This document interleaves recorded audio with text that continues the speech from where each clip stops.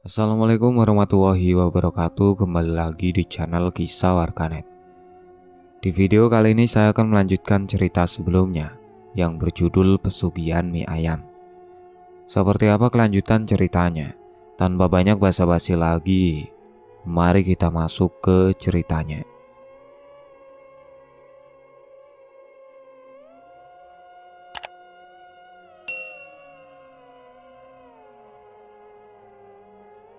Malam Jumat Kliwon tiba. Suasana di luar terasa lebih mencekam dari biasanya. Angin bertiup kencang, membuat dedaunan di sekitar warung mie ayam Warjan bergesekan satu sama lain, menimbulkan suara gemerisik yang menyeramkan. Langit gelap tanpa bintang, dan hawa malam itu terasa lebih dingin dari biasanya. Warjan duduk di ruang tengah, menatap kosong ke lantai. Dadanya berdebar keras. Malam ini adalah malam ritual pertamanya. Syarat pesugihan yang diberikan dukun itu harus dilakukan. Jika tidak, konsekuensinya bisa sangat mengerikan. Sementara itu Firman, anak semata wayangnya, sudah terlelap di kamar. Warjan menunggu waktu yang tepat untuk berbicara dengan istrinya. Setelah memastikan Firman benar-benar tidur, ia memanggil Bu Warni ke dapur. "Bu, sini sebentar. Aku mau ngomong sesuatu," ucap Warjan dengan suara pelan, namun serius. Bu Warni yang sedang membersihkan sisa dagangan mengangkat wajahnya dengan melihat suaminya dengan dahi berkerut. "Ada apa, Pak? Kok serius banget?" Warjan menarik nafas dalam-dalam, mencoba mengumpulkan keberanian untuk mengatakan hal yang selama ini ia sembunyikan. Aku ikut pesugihan, Bu," katanya lirih. Bu Warni terdiam, mulutnya sedikit terbuka, seolah otaknya berusaha mencerna kata-kata suaminya. "Apa?" katanya dengan suara bergetar.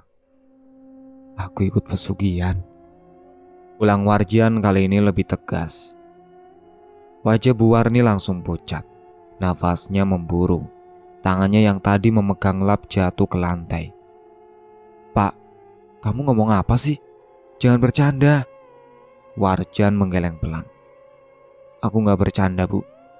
Aku lakukan ini demi kita, demi Firman. Aku gak tahan lihat warung kita sepi terus. Aku ingin lihat anak kita bahagia." Bu Warni melangkah mundur, matanya berkaca-kaca. "Tapi kenapa harus pesugihan? Kenapa gak usah lebih keras saja mencari rezeki yang halal?" Warjan menundukkan kepalanya. "Aku udah berusaha, Bu. Bertahun-tahun jualan, tapi gak ada perubahan. Aku ingin membahagiakan kalian." Bu Warni menggeleng dengan nafas tersengal. "Lalu pesugihan macam apa yang kamu lakukan, Pak?" tanyanya dengan suara pelan, hampir berbisik. Warjan menelan ludah, lalu berkata, "Pesugihan ini gak pakai tumbal, Bu. Tapi setiap malam Jumat Kliwon, kamu harus melayani sosok itu di kamar ritual." Bu Warni terdiam. Tubuhnya membeku seketika, jantungnya berdebar begitu kencang hingga ia merasa sesak. Matanya membelalak, menatap suaminya dengan ketakutan yang luar biasa. "Kamu gila, Pak. Kamu suruh aku melakukan itu dengan makhluk goib?" Suaranya meninggi, nyaris berteriak. Warjan buru-buru meraih tangan istrinya, mencoba menenangkannya. "Bu, tolong, jangan teriak. Firman bisa bangun." Bu Warni meronta, menarik tangannya dengan kasar. "Aku gak peduli, Pak. Kamu udah gila. Aku gak mau ikut dalam pesugihan ini." Warjan kembali mencoba menjelaskan. "Bu, kalau kamu gak lakuin ini, kita bisa celaka. Samino bilang kalau kita ingkar, akan ada bencana yang lebih besar." Bu Warni mulai menangis, tubuhnya gemetar hebat. Ia tidak percaya suaminya tega melakukan ini kepadanya. Di luar rumah angin bertiup semakin kencang, Pepohonan berderak keras, seakan ada sesuatu yang bergerak di antara mereka. Lalu tanpa peringatan lampu di dapur berkedip-kedip sebelum akhirnya padam. Bu Warni tersentak, matanya menatap sekeliling dengan panik. "Pak, ada yang gak beres," suaranya bergetar. Warjan menoleh ke jendela, bulu kuduknya langsung berdiri. Dari balik tirai yang sedikit terbuka, ia melihat sosok bayangan putih berdiri di halaman rumah. Sosok itu tinggi, dengan kain kafan yang kotor dan lusuh. Kepala pocong itu tampak tertunduk, tetapi tubuhnya sedikit bergoyang, seperti diterpa angin. Lalu perlahan, kepala pocong itu terangkat. Mata hitam legamnya menatap langsung ke arah Warjan. Warjan merasa tubuhnya kaku, nafasnya tercekat di tenggorokan. Bu Warni yang masih menangis belum menyadari apa yang sedang terjadi. Namun sebelum ia sempat bertanya lagi, terdengar suara ketukan keras di pintu depan. Tok tok tok. Ketukan itu berat dan lambat. Warjan dan Bu Warni saling pandang. Tok tok tok. Suara itu terdengar lagi, kali ini lebih keras. Lalu terdengar suara berbisik di luar rumah. Warjan, aku sudah datang. Suara itu serak dan menggema, seolah berasal dari dunia lain. Bu Warni menjerit pelan, tubuhnya melemas. Warjan hanya bisa berdiri terpaku. Malam ritual pertama telah dimulai. Bu Warni terduduk lemas di lantai. Tubuhnya masih gemetar setelah mendengar suara mengerikan itu. Warjan berdiri di sampingnya. Wajahnya tegang. Ia tahu istrinya berada dalam ketakutan luar biasa. Tapi ia juga tahu tidak ada jalan lain. "Bu," Warjan berlutut, meraih tangan istrinya. "Kita gak bisa mundur lagi. Kalau kita melanggar perjanjian, sesuatu yang lebih buruk bisa terjadi." Bu Warni menatap suaminya dengan mata berkaca-kaca. Hatinya penuh kebencian dan ketakutan. "Kamu tega, Pak. Kamu benar-benar tega." Warjan tidak menjawab. Ia tahu apa yang telah ia lakukan tidak bisa dimaafkan. Tapi nasi sudah menjadi bubur. Suara ketukan kembali terdengar, lebih keras dan berat dari sebelumnya. Bu Warni menangis, tetapi akhirnya mengangguk dengan terpaksa. Ia tidak punya pilihan lain. Ia tidak ingin Firman celaka. Dengan langkah gontai ia berdiri. Warjan menggenggam tangannya erat. "Aku temani sampai pintu kamar, Bu," bisiknya. Bu Warni tidak membalas. Nafasnya memburu, tubuhnya lemas. Warjan menggiring istrinya ke sebuah kamar di bagian belakang rumah. Kamar itu telah ia siapkan jauh-jauh hari, sesuai instruksi dari dukun yang ia datangi bersama Samino. Di dalam kamar itu hanya ada kasur tua yang diletakkan di lantai tanpa ranjang. Cahaya dari lilin yang diletakkan di sudut ruangan berkedip-kedip, menciptakan bayangan yang meliuk-liuk di dinding. Bau dupa menyengat memenuhi udara. Bu Warni terhuyung masuk ke dalam kamar, lalu berbalik menatap Warjan dengan mata penuh kepedihan. Warjan menundukkan kepala. Ia tidak sanggup menatap istrinya lebih lama. Pelan, ia menutup pintu kamar itu. Dan kemudian, suasana menjadi hening. Di dalam kamar, Bu Warni berdiri kaku di tengah ruangan. Ia bisa mendengar nafasnya sendiri yang tersengal. Bisa merasakan keringat dingin yang membasahi tubuhnya. Lalu, terdengar suara dari sudut ruangan. Srek, srek. Seperti suara kain yang bergesekan. Bu Warni menahan napas. Dengan sangat perlahan, ia menoleh ke arah suara itu. Di dalam bayangan di sudut kamar, sosok itu muncul. Ia berdiri tegak, dengan kain kafan yang kotor dan berlendir. Matanya yang hitam pekat menatap lurus ke arahnya. Bu Warni merasa tubuhnya membeku, dadanya naik turun dengan cepat. Pocong itu tidak bergerak. Tapi kemudian, sesuatu yang menjijikan terjadi. Mulut pocong itu perlahan terbuka, dan dari dalamnya keluar sesuatu yang kental hitam dan berlendir. Lendir itu menetes ke lantai dengan suara yang menjijikan. Bu Warni menjerit dalam hati, tapi ia tidak bisa bergerak. Pocong itu mulai melompat pelan ke arahnya. Setiap lompatannya menimbulkan suara mencicit dari lantai kayu.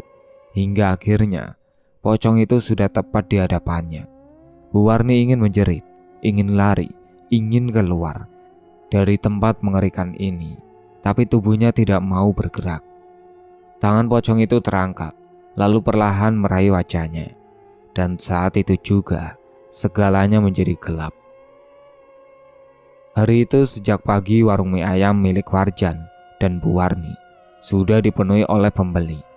Bahkan sebelum mereka sempat membuka warung, beberapa orang sudah berdiri di depan pintu, menunggu dengan tidak sabar. Bu Warni yang masih merasa lemas setelah malam yang mengerikan itu, hanya bisa terdiam melihat keramaian di depan warungnya. Perasaan takut dan jijik masih menggelayut di hatinya. Tapi ia tak punya pilihan selain tetap menjalankan pekerjaannya. Warjan di sisi lain tampak penuh semangat. Ia menyambut para pelanggan dengan senyum lebar, seolah tidak terjadi apa-apa semalam. "Mau pesan berapa porsi, Pak?" tanya Warjan kepada seorang pelanggan yang berdiri di depan. "5 porsi, Pak Warjan, buat saya dan keluarga di rumah," jawab pelanggan itu dengan wajah sumringah. Pesanan demi pesanan terus berdatangan, dan Bu Warni dengan sigap meracik mie ayam di dapur. Tangannya gemetar setiap kali ia menciduk kuah, entah karena kelelahan atau karena bayangan pocong yang terus menghantui pikirannya. Sementara itu, Warjan bergerak cepat menyajikan mie ayam kepada para pembeli. "Aduh, Pak Warjan, mie ayamnya enak banget sekarang. Rasanya gurih, kuahnya kental, dan daging ayamnya empuk," kata seorang pelanggan yang baru saja menyantap suapan pertama. "Betul, saya dulu sering makan di sini, tapi sekarang rasanya jauh lebih nikmat," timpal pelanggan lain. "Bumbu apa sih yang dipakai, Pak? Kok bisa seenak ini?" tanya yang lain dengan wajah penuh rasa penasaran. Warjan tertawa kecil. "Hehe, ya begitulah, Pak, resep baru dari keluarga." Bu Warni yang mendengar itu hanya bisa menelan ludah. Ia tahu, bukan resep baru yang membuat mie ayam mereka begitu enak. Semua ini terjadi karena pesugihan yang dilakukan suaminya. Orang-orang terus berdatangan, mengantre panjang. Bahkan beberapa dari mereka rela menunggu lebih lama hanya demi bisa mencicipi mie ayam yang kini terkenal lezat. Hari itu, warung mereka habis dalam waktu singkat. Tak ada satupun mangkuk tersisa, semua ludes terjual. Warjan menghitung uang yang didapatnya dengan tangan gemetar. Baru kali ini dalam hidupnya ia memegang uang sebanyak ini dalam sehari. Bu Warni menatap suaminya dengan ekspresi kosong. Dalam hatinya ia bertanya-tanya, apakah harga yang mereka bayar benar-benar sebanding dengan semua ini?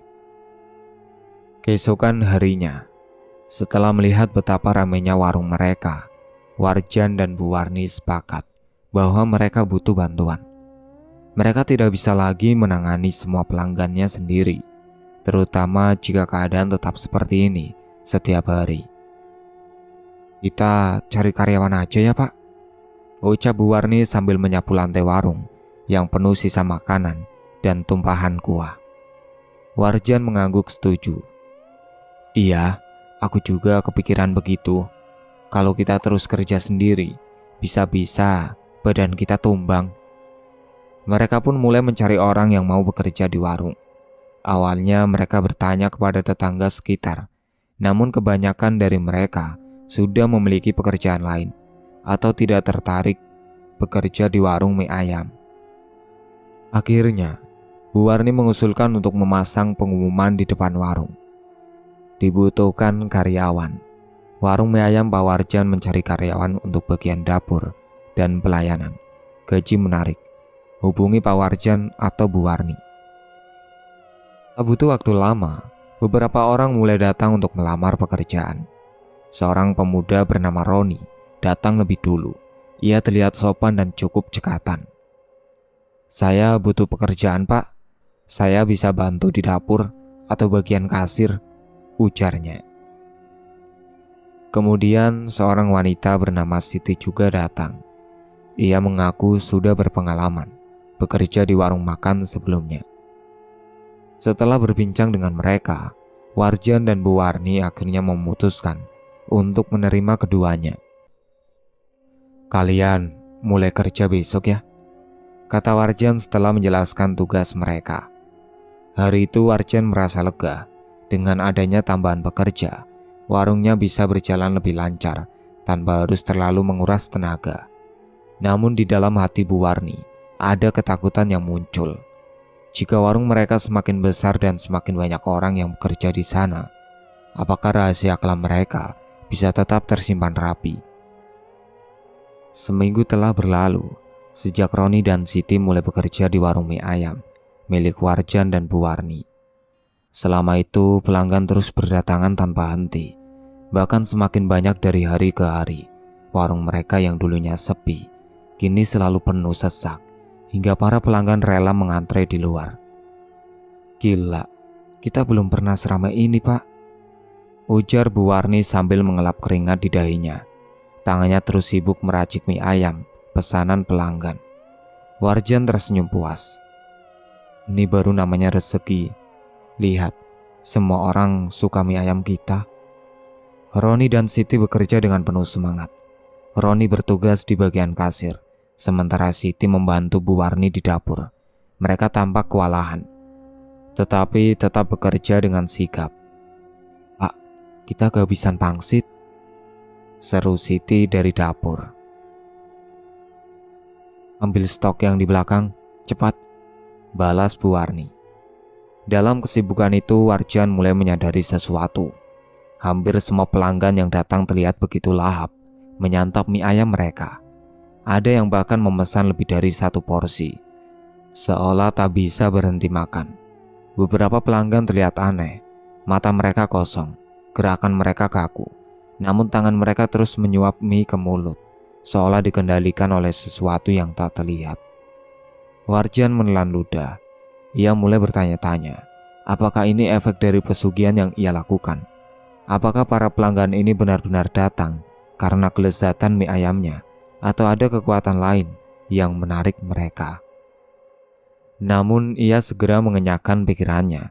Yang penting, warungnya laris manis, uang mengalir deras, kehidupan kini jauh lebih baik dibandingkan sebelumnya. Di sudut warung, Roni yang tengah menghitung uang di kasir juga mulai merasakan sesuatu yang aneh. Ia memperhatikan seorang pelanggan yang duduk sendiri di meja pojok. Orang itu sudah 3 kali memesan mie ayam, tetapi ekspresinya tetap sama, kosong, tanpa emosi. Seperti dalam kondisi pikiran di mana seseorang seolah-olah tidur, tetapi masih dapat melihat, mendengar, dan menanggapi perintah orang lain. Rasa penasaran, Roni mencoba mendekati pelanggan itu. "Maaf Pak, apakah ada yang kurang dengan makanannya?" tanyanya sopan. Pelanggan itu tidak menjawab. Ia hanya mengangkat wajahnya perlahan dan menatap Roni dengan mata yang tampak sayu. Namun yang membuat Roni merinding adalah sesuatu yang keluar dari sudut bibir pelanggan itu. Lendir putih kental seperti air liur menetes perlahan dari mulutnya. Jantung Roni berdegup kencang, perasaannya mendadak tidak enak. Ia melirik ke arah Warjan, ingin memberitahu. Tetapi saat ia kembali menatap pelanggan itu, orang itu sudah tidak ada di sana. Hanya mangkuk kosong yang tersisa di atas meja.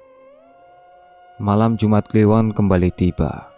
Hawa di sekitar rumah Warjan terasa lebih dingin dari biasanya. Angin berembus pelan, membawa aroma anyir yang samar-samar menyusup ke dalam rumah. Bu Warni duduk di tepi tempat tidur dalam kamar ritual. Tubuhnya bergetar sedikit, bukan karena takut, melainkan karena sesuatu yang berbeda mulai merasukinya. Sudah 2 kali ia menjalani ritual ini, dan kini tanpa terpaksa ia memasuki kamar itu dengan kesadaran penuh. Warjan yang berdiri di depan pintu mengawasinya dengan perasaan campur aduk.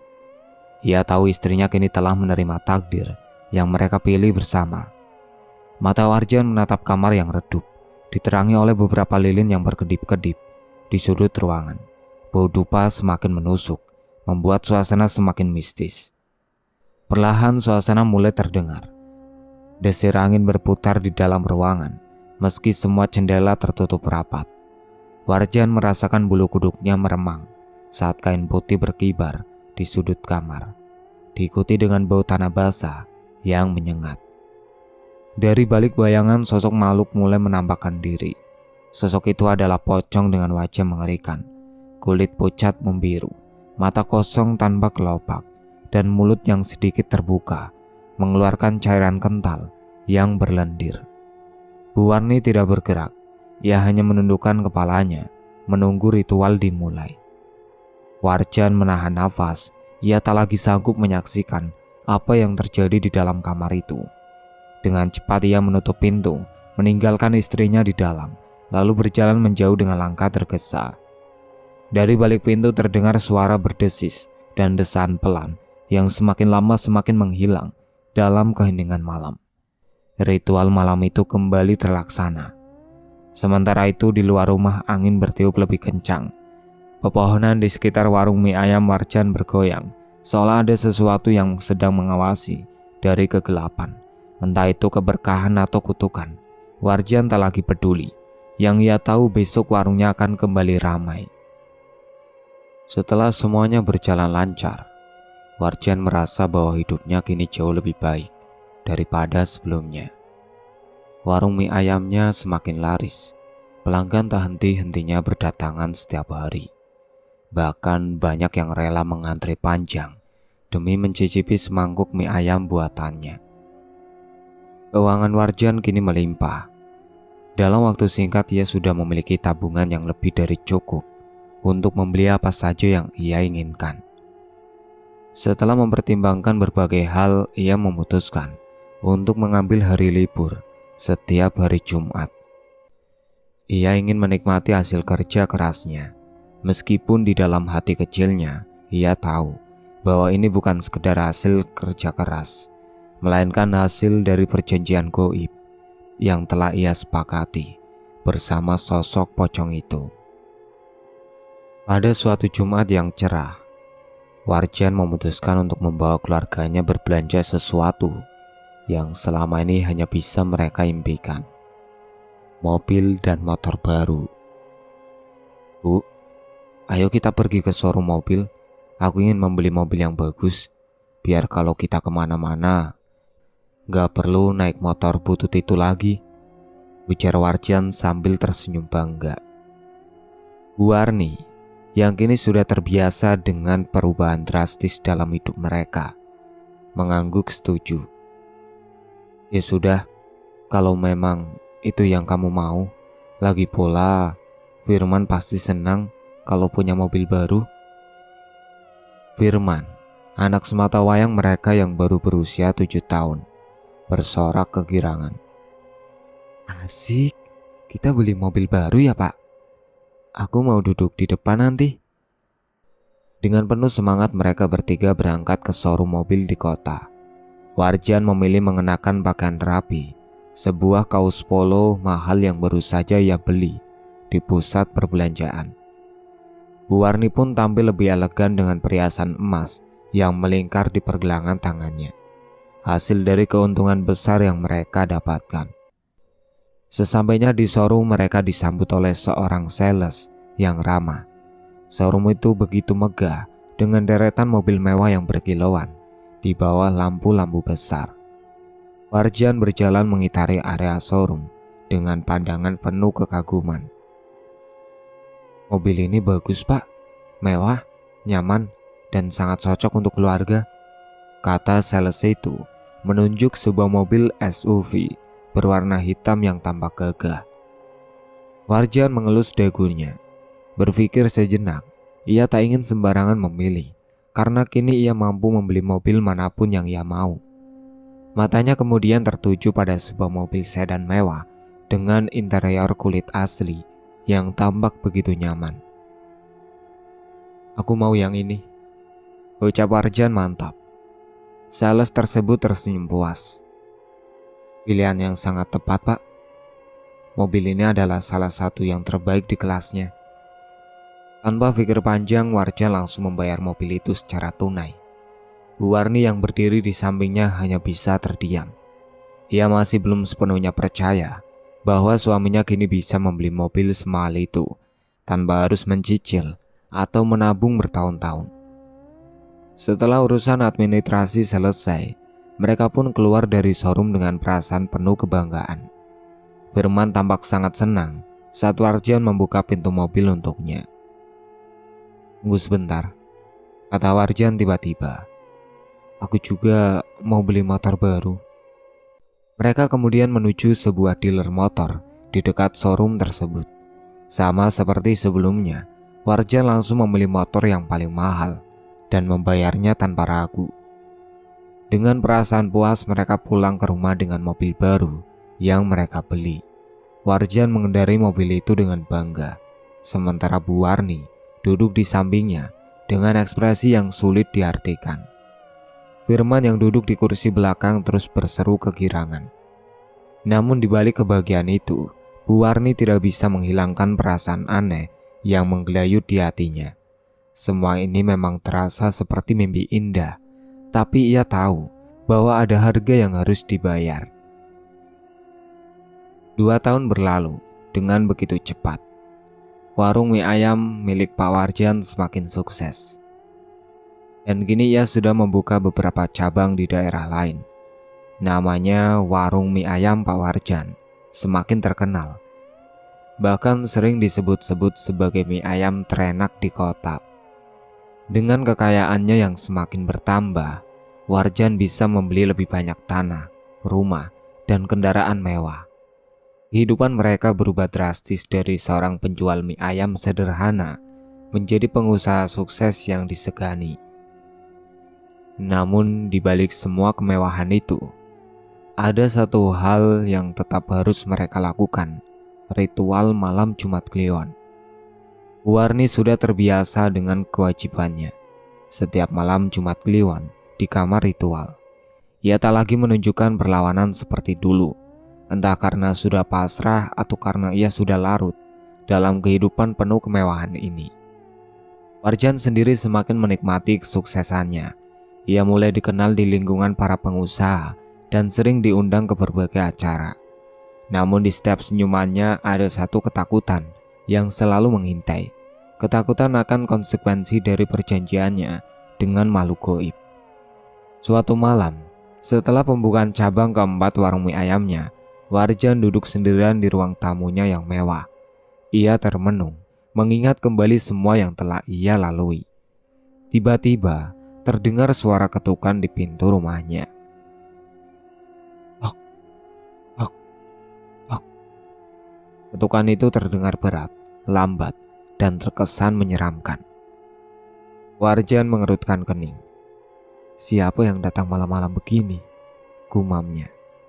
Dengan sedikit rasa penasaran bercampur cemas, ia berjalan ke arah pintu dan membukanya perlahan. Di depan pintu, berdiri sosok pria tua dengan pakaian compang-camping.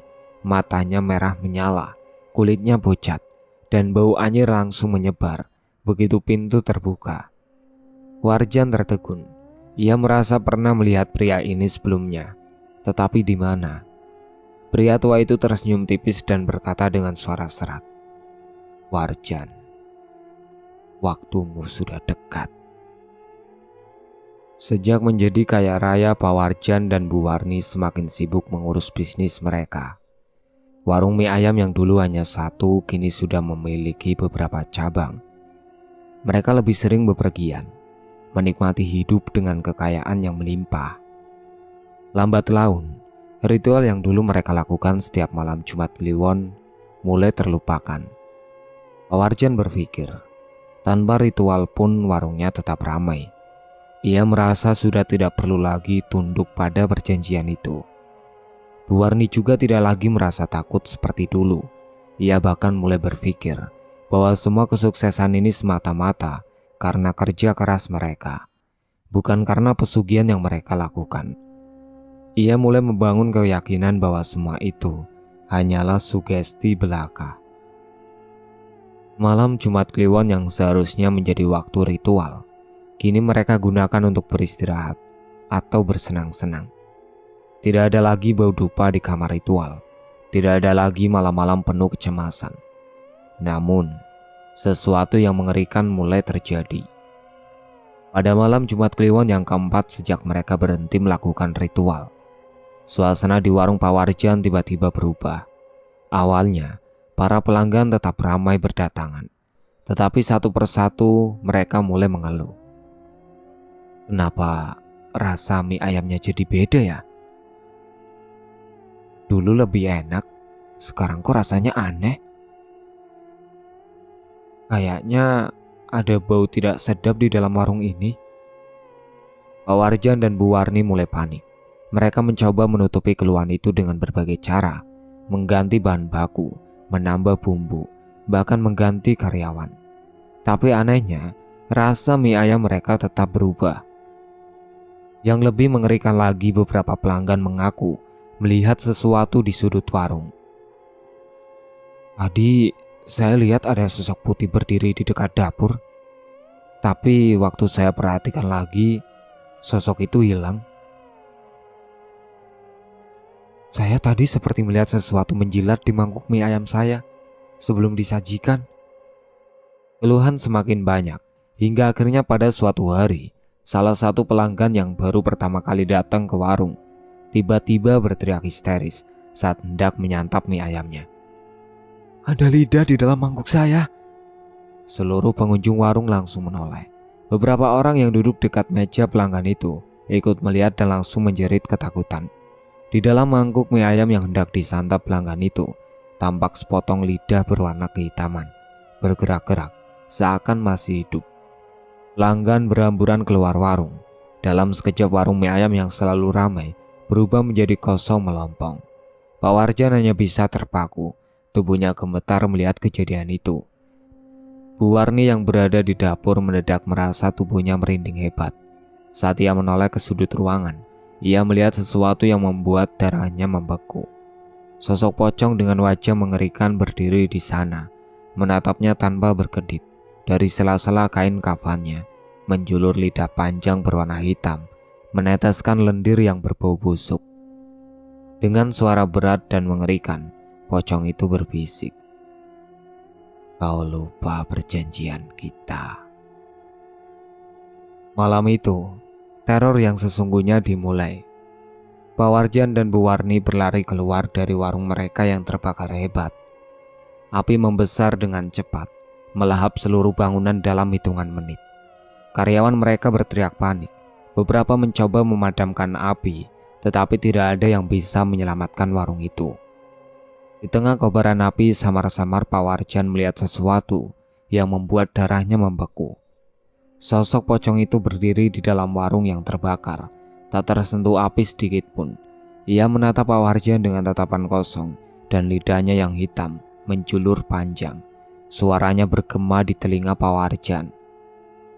Kau melupakan perjanjian kita.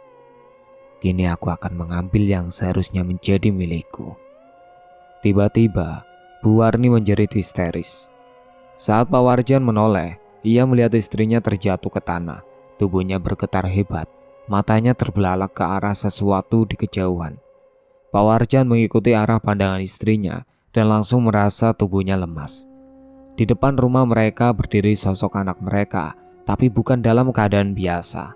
Anak mereka berdiri kaku dengan wajah pucat, bibirnya bergerak, tetapi suaranya terdengar seperti bisikan menyeramkan. Ayah, Ibu, kenapa kalian melupakan dia? Tiba-tiba, tubuh anak mereka terdorong ke depan, seolah ada sesuatu yang tak terlihat mendorongnya, dan dari belakang tubuh anak mereka muncul sepasang tangan kurus dengan kulit membusuk. Tangan itu mencengkram bahu si anak dengan kuat. Lalu, muncul wajah pocong itu, tepat di samping wajah anak mereka. Aku akan mengambil apa yang menjadi hakku. Pak Warjan menjerit, berlari untuk menyelamatkan anaknya. Tetapi seketika tubuhnya terpental ke belakang oleh kekuatan yang tak terlihat. Bu Warni merangkak, berusaha mencapai anaknya, tetapi tiba-tiba anak mereka tersentak ke atas, tubuhnya melayang di udara dengan posisi kaku. Dalam keheningan yang mengerikan terdengar suara tulang-tulang patah. Sekejap kemudian, anak mereka terjatuh ke tanah, tubuhnya tak bergerak. Bu Warni menjerit pilu, memeluk anaknya yang kini sudah tak bernyawa. Pak Warjan menangis histeris, mengguncang tubuh anaknya, berharap ini semua hanya mimpi buruk. Tapi ini nyata. Dan dari balik gelapnya malam, suara pocong itu kembali terdengar, menggema di udara. Perjanjian sudah dilanggar. Dan inilah bayarannya. Setelah malam itu, kehidupan Pak Warjan dan Bu Warni hancur total. Semua cabang warung mie ayam mereka bangkrut. Rumah mereka dijual untuk membayar hutang, dan mereka terpaksa hidup dalam penderitaan. Namun penderitaan terbesar mereka bukanlah kehilangan harta, melainkan kehilangan anak yang sangat ia cintai. Setiap malam Jumat Kliwon mereka masih bisa mendengar suara bisikan di dalam rumah mereka. Ayah, Ibu, kenapa kalian melupakan dia? Dan di sudut kamar yang dulu digunakan untuk ritual, sesekali mereka melihat bayangan putih berdiri, menatap mereka tanpa suara. Sejak kematian anaknya, Bu Warni terus mengalami sakit yang tak jelas penyebabnya. Tubuhnya semakin lemah, wajahnya pucat, dan seringkali ia merasakan sesak nafas serta nyeri di seluruh tubuh. Pak Warjan yang juga dilanda kesedihan dan rasa bersalah, membawanya ke dokter untuk mencari tahu penyakit apa yang dideritanya. Namun setelah serangkaian pemeriksaan, dokter hanya menggelengkan kepala. Bu Warni tidak mengalami sakit apapun secara medis, semua hasilnya normal. Mendengar itu, Pak Warjan semakin cemas. Bagaimana mungkin istrinya bisa terlihat begitu lemah dan tersiksa, tetapi dokter mengatakan dia baik-baik saja. Malamnya, ketika Bu Warni tidur, Pak Warjan duduk di sampingnya, menatap wajah istrinya yang terlihat gelisah. Sesekali tubuhnya gemetar sendiri, bibirnya bergerak, seolah sedang berbicara dalam tidur. Lalu, terdengar suara lirih dari mulut Bu Warni.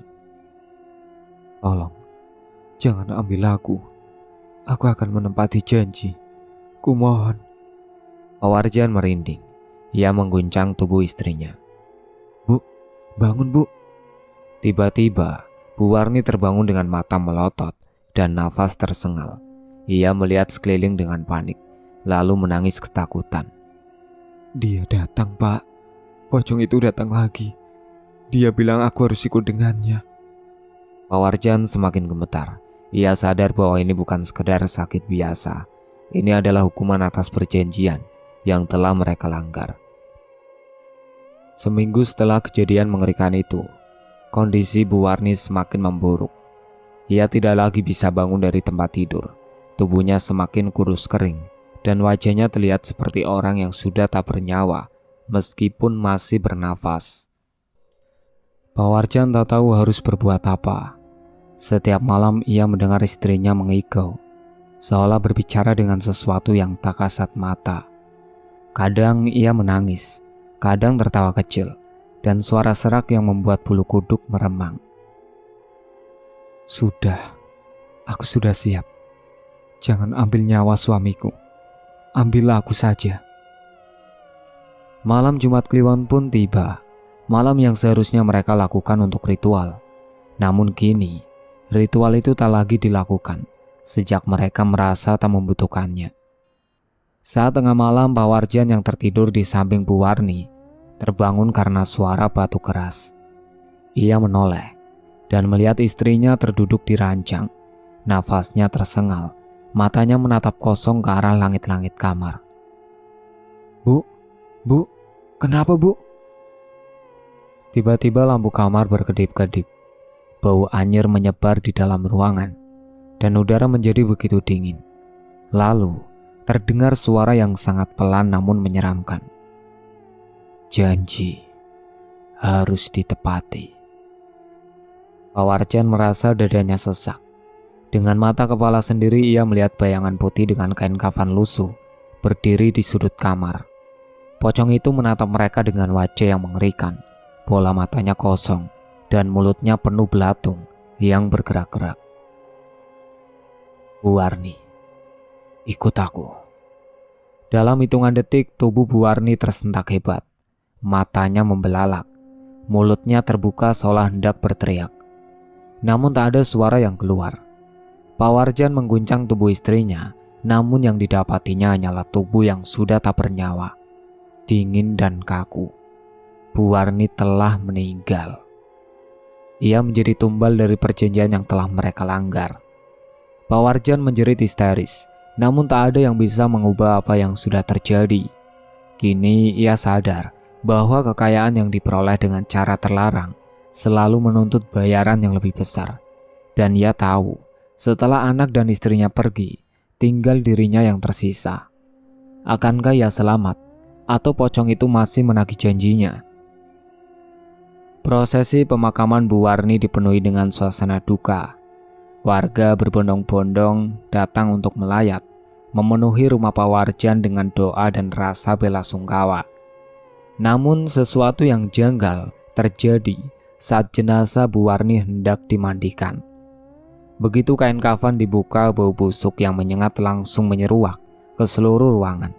Bau anyir seperti bangkai bercampur dengan aroma dupa yang mengingatkan pada sesuatu yang tidak wajar. Para ibu yang bertugas memandikan jenazah saling berpandangan. Beberapa menutup hidung, sementara yang lain berusaha tetap tenang.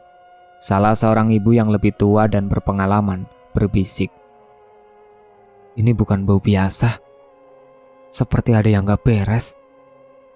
Di antara kerumunan, seorang kiai yang turut hadir segera mendekat setelah mendengar keganjilan itu.